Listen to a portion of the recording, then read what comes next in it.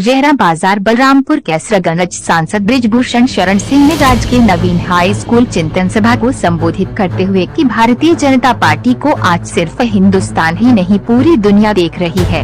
कैसरगंज सांसद बृजभूषण शरण सिंह ने कहा कि उतरौला विधानसभा से प्रत्याशी राम प्रताप वर्मा को भारी बहुमत से विजयी बनाने की अपील की और कहा कि आप सभी वोटर नहीं है, आप देश के मालिक हो और आप सभी को अपना नुमाइंदा चुनने का वक्त आ गया है। आज भारतीय जनता पार्टी के अलावा किसी में लोकतंत्र नहीं बचा है। देश में 564 रियासतों को सरदार वल्लभ भाई पटेल ने एक कर दिया, लेकिन नेहरू के हवाले एक जम्मू कश्मीर था। उसके पीछे आज तक न जाने कितने बलिदान हो गए। पाकिस्तान और चीन आज हजारों वर्ग किलोमीटर जमीन कब्जा करके बैठा है। उन्होंने कहा कि विपक्ष को हर चुनाव में देश के बंटवारे में भूमिका निभाने वाले और लाशों का ढेर बिछाने वाले जिन्ना की याद आ जाती है।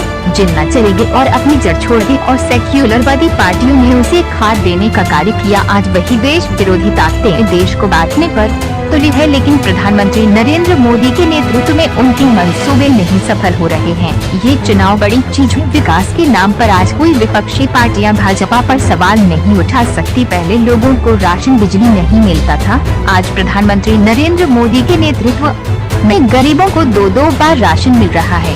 उतरौला विधानसभा प्रत्याशी राम प्रताप वर्मा ने कहा कि आप सभी के आशीर्वाद से मैं पुनः आप सभी के बीच प्रत्याशी बनकर आया हूं और पिछली बार से अधिक मतों से मुझे विजयी बनाकर अपना अमूल्य आशीर्वाद प्रदान करें। भाजपा समर्थक बहराइची गुप्ता ने कहा कि सपा से जो प्रत्याशी बनाए गए हैं उनके काले कारनामे आप सभी जानते हैं। उनके काले कारनामों की सजा देने के लिए 3 मार्च को आप सभी को कमल का बटन दबाना है। इस चुनाव में सभी कार्यकर्ता पूर्ण निष्ठा से लगे हुए हैं और प्रचंड मतों से राम प्रताप वर्मा को विजयी बनाने के लिए और अधिक मेहनत करनी है। उक्त अवसर पर कार्यक्रम अध्यक्ष पूर्व कैबिनेट मंत्री हनुमंत सिंह, ब्लॉक प्रमुख पंकज सिंह, वीरेंद्र दास लोकरिया महंत, हरिवंश सिंह जोखू वर्मा, रंगीलाल वर्मा, चिरकुट वर्मा, राघवराम वर्मा, जयसराज वर्मा, महेश वर्मा, लालू टेलर मास्टर, कशीराम वर्मा, केशवराम प्रजापति सहित तमाम भाजपा पदाधिकारी भारी संख्या में कार्यकर्ता व जनमानस की उपस्थिति। हमने कहा सन 1947 में देश आजाद हुआ और आप देश के मालिक है, इसलिए एक बात को विचार करना, हम कौन थे क्या हो गए, हम कौन थे क्या हो गए और क्या हो गए अभी। आओ मिलकर के विचारें ये समस्याएं सभी। यद्यपि हमें इतिहास अपना प्राप्त पूरा है नहीं, फिर भी हम कौन थे ये भी अधूरा है। फिर भी हम कौन थे ये भी अधूरा है। हम कौन थे क्या हो गए और क्या हो गए। हमारी यात्रा कहां से प्रारंभ होती है गुरुजी? सतयुग से, त्रेता से। त्रेता में राम अवतार लेते हैं, द्वापर में कृष्ण अवतार लेते हैं। सतयुग कितने वर्ष का? 17 लाख कुछ हजार वर्ष का। त्रेता 12 लाख कुछ हजार वर्ष का। द्वापर 8 लाख हजार कुछ वर्ष का। कलयुग 4000 कुछ वर्ष का। 4 लाख वर्ष का। ये हमारा इतिहास है। अभी कलयुग मात्र 5000 साल की था। कलयुग कहने का तात्पर्य है हम कौन थे क्या हो गए और क्या हो गए अभी। आओ मिलकर के विचारें ये समस्याएं सभी। यद्यप हमें इतिहास अपना प्राप्त पूरा है नहीं, फिर भी हम कौन थे ये भी अधूरा है। हमारी यात्रा सतयुग से प्रारंभ होती है। हम कौन थे क्या हो गए और क्या होंगे। मेरे दोस्तों, किससे मन की बात कहूं मैं, सुनने को तैयार कौन है, फुर्सत किसको कितनी है। लगे हुए सब अपने अपने, सबको अपनी अपनी है। बनकर मूक में दशा कब तक बोलो वज्राघात कहूं मैं, किससे मन की बात। करोड़ों वर्ष की यात्रा हम किए, यानी हिंदू धर्म करोड़ वर्ष का इतिहास है। मैं किसी में धर्म को ठेस पहुंचाने के लिए नहीं कह रहा, लेकिन मुस्लिम धर्म कब आया? मात्र 1600 वर्ष पहले। मात्र 1600 वर्ष पहले मोहम्मद साहब ने ईश्वर एक है, इसी आधार पर उन्होंने इस धर्म को बनाया। और धर्म किसी का खराब नहीं होता, लेकिन यहाँ सवाल जरूर पैदा होता है, हम कौन थे, क्या हो गए और क्या होंगे अभी।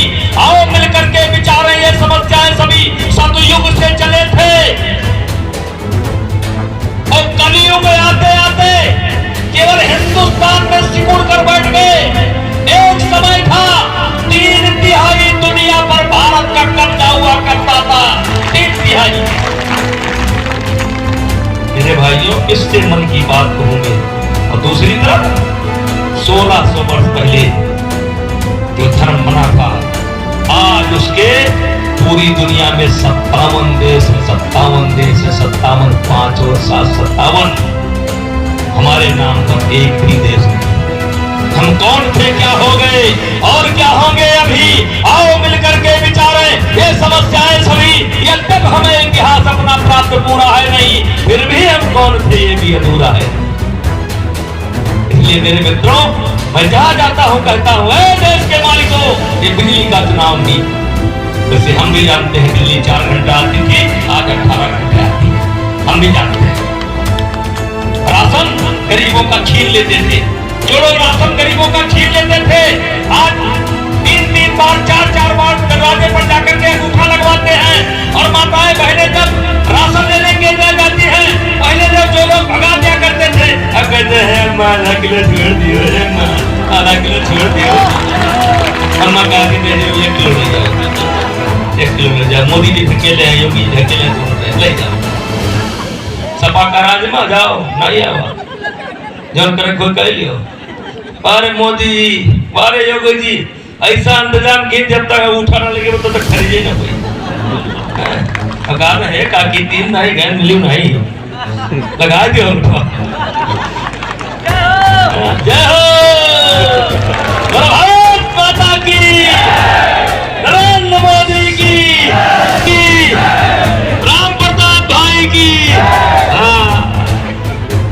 अरे हमारा दुर्भाग्य है 70 साल के अंदर गरीब का खाता ही नहीं खुला। रोको भैया, मिलकर करिए। के अंदर गरीब का खाता ही नहीं बैंक में था, और जब खाता खुल रहा था लोग मजा ले रहे थे।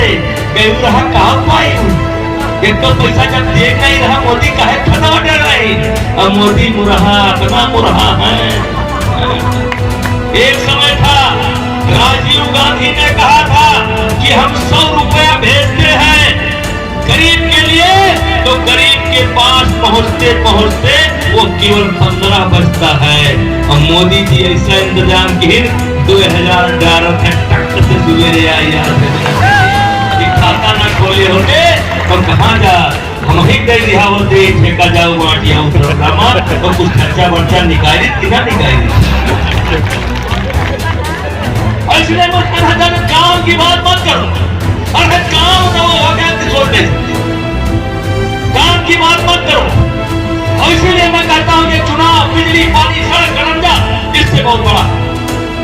और मेरे मित्रों, एक बात और कहना चाहता हूँ, ये मेरे तरफ से नहीं, ये हमारे पूर्व राष्ट्रपति है कलाम साहब, उनका एक बयान है। पूर्व राष्ट्रपति है बयान है, कलाम साहब का बयान है कि भारत में जितनी भी विदेशी जातियां आई, सबने इस देश और समाज को लूटने और तोड़ने का कार्य किया। चाहे वो शक हो, चाहे हूण हो, चाहे कुषाण हो, चाहे यवन हो, चाहे तुर्क हो, चाहे मंगोल हो, चाहे अफगान हो, चाहे मुगल हो, चाहे फ्रेंच हो, चाहे पुर्तगाली हो, या चाहे अंग्रेज हो। यह आपकी हिस्ट्री, हम कौन थे, क्या हो गए और क्या होंगे भी, यह आपका इतिहास है।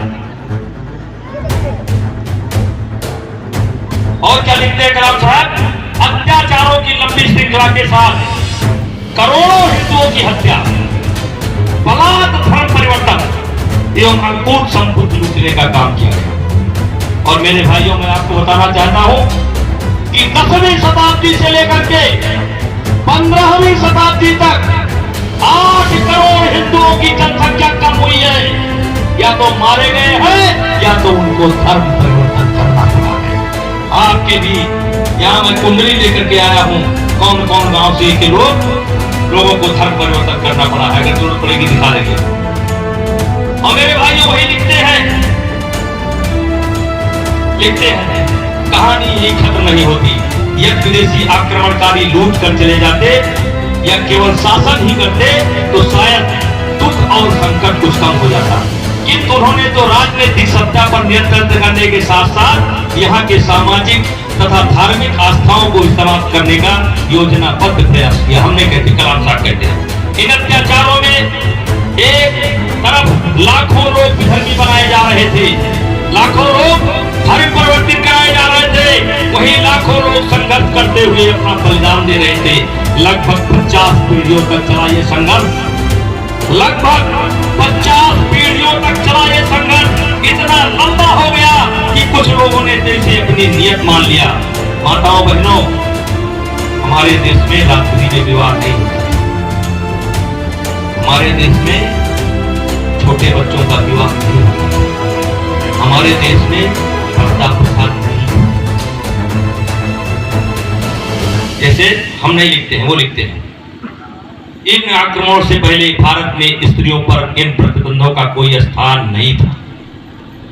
हिंदू महिलाएं तो एकदम सुरक्षित नहीं थी, जिसका उदाहरण है बाल विवाह, डर के मारे शुरू हुआ, बहु विवाह,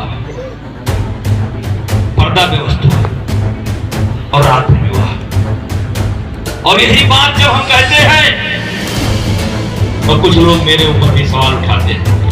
मैं उनको कहना चाहता हूं, किसी सोते को गफलत से जगा देना बगावत है, किसी सोते को गफलत से जगा देना बगावत है, किसी कमजोर के हक को दिला देना बगावत है।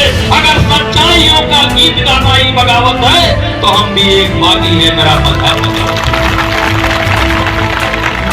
है। इस देश का बंटवारा क्यों,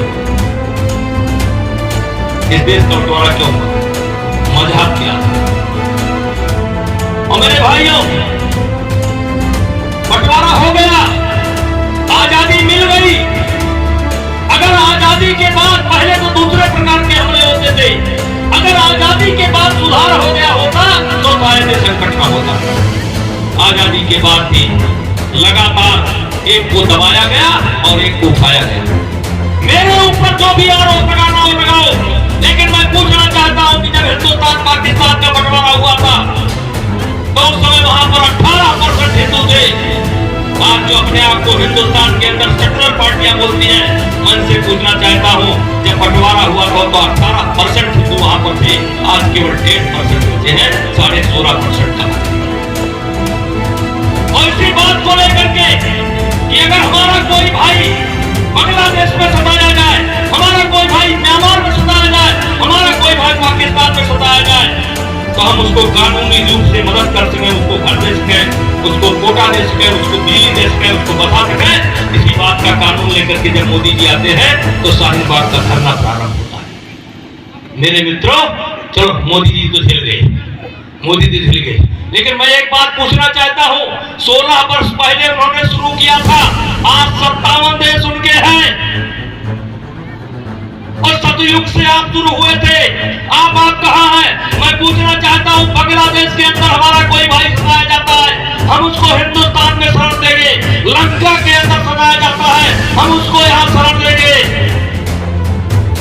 और अगर हम भी सताए गए तो क्या समुद्र हमको शरण देगा? कोई स्थान नहीं है हमारे लिए। इसलिए मेरे भाइयों, मैं कहना चाहता हूं, जिन्ना चले गए जल छोड़ गए, जिन्ना चले गए जल छोड़ गए। जिन परिस्थितियों में देश का बंटवारा हुआ था वही परिस्थितियां फिर तैयार हैं। और आज नारा लग रहा है, अब जल हम शर्मिंदा है, तेरे कातिल जिंदा है। नारा लगाते हैं, भारत के टुकड़े होंगे इंशाअल्लाह, इंशाअल्लाह, भारत के टुकड़े होंगे इंशाअल्लाह, इंशाअल्लाह। मेरी माताओं बहनों, है गरीब भाइयों, आपने वोट दिया था, आज राम का मंदिर बन रहा है। आपने वोट दिया था, जम्मू कश्मीर की समस्या का समाधान हो गया, जिसके लिए 75,000 हमारे नौजवान शहीद हुए थे, उस समस्या का समाधान हो गया।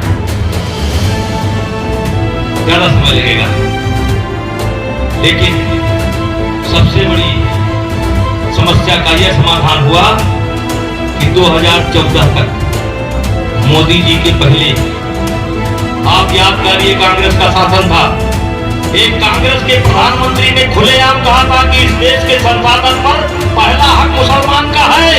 किसने कहा था? मनमोहन सिंह ने कहा था। और दुनिया को यह दिखाने के लिए कि आतंकवादी हिंदुओं में पाए जाते हैं, कर्नल पुरोहित और साधु प्रज्ञा को बंद किया गया था। और मेरे मित्रों, आजादी के बाद बहुत दिनों के बाद सन 1991 में आजाद भारत में अपने देश में अपने शासन में कश्मीरी पंडितों को कश्मीर छोड़कर भागना पड़ा था। ये तुष्टीकरण की राजनीति बंद नहीं हुई। और इसलिए मेरे भाइयों, मैं कहना चाहता हूं, ये बिजली पानी से बड़ा चुनाव है, ये बिजली पानी से बड़ा चुनाव है, सड़क से बड़ा चुनाव है। किससे मन की बात कहूं मैं? सुनने को तैयार कौन है? फुर्सत किसने गुजरी है? 3000 वर्ष वो, 3000 वर्ष वो और 67 वर्ष ये। 3067 बाद, 3067 वर्ष बाद अगर हिंदुओं का संकट कम हुआ है तो माता जी आपके वोट से जब मोदी प्रधानमंत्री बनते हैं तब ये संकट समाप्त होता है। 3067 वर्ष का संकट आपने समाप्त किया है। और हम हिंदू मुसलमान भेद नहीं करते।